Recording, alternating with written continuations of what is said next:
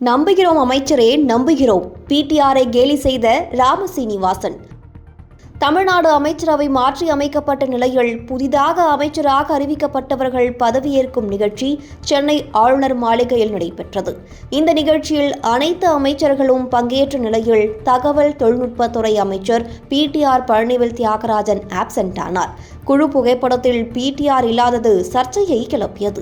உதயநிதி துணை முதலமைச்சராக அறிவிக்கப்பட்ட பிறகு நடைபெறும் நிகழ்ச்சியில் பிடிஆர் பழனிவேல் தியாகராஜன் பங்கேற்கவில்லை என்ற தகவல் காட்டு தீ போல பரவியது.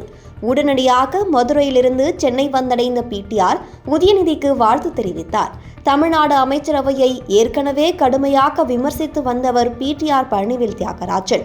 குறிப்பாக உதயநிதியும் சபரீசனும் 30,000 கோடி ரூபாய் சொத்து சேர்த்ததாக அவர் பேசிய ஆடியோ வைரலானது.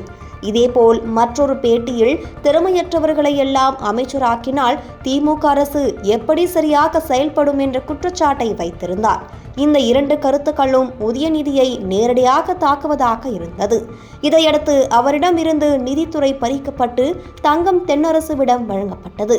கடந்த காலங்களில் ஊடகங்களில் வந்து அதிரடி கருத்துக்களை தெரிவித்து வந்த அவர் துறை மாற்றத்திற்கு பிறகு பொட்டிப்பாம்பாய் அடங்கி கிடக்கிறார். மேலிடத்திலிருந்து கொடுக்கப்பட்ட அழுத்தத்தினால் உதயநிதியை நேரில் சந்தித்து வாழ்த்து தெரிவித்திருப்பதாக தகவல் வெளியாகியுள்ளது.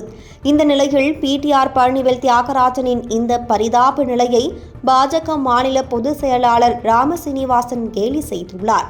நீங்கள் சொன்னதை நம்புகிறோம் அமைச்சரே நம்புகிறோம் என அவர் போட்ட பதிவு வைரலாகியுள்ளது.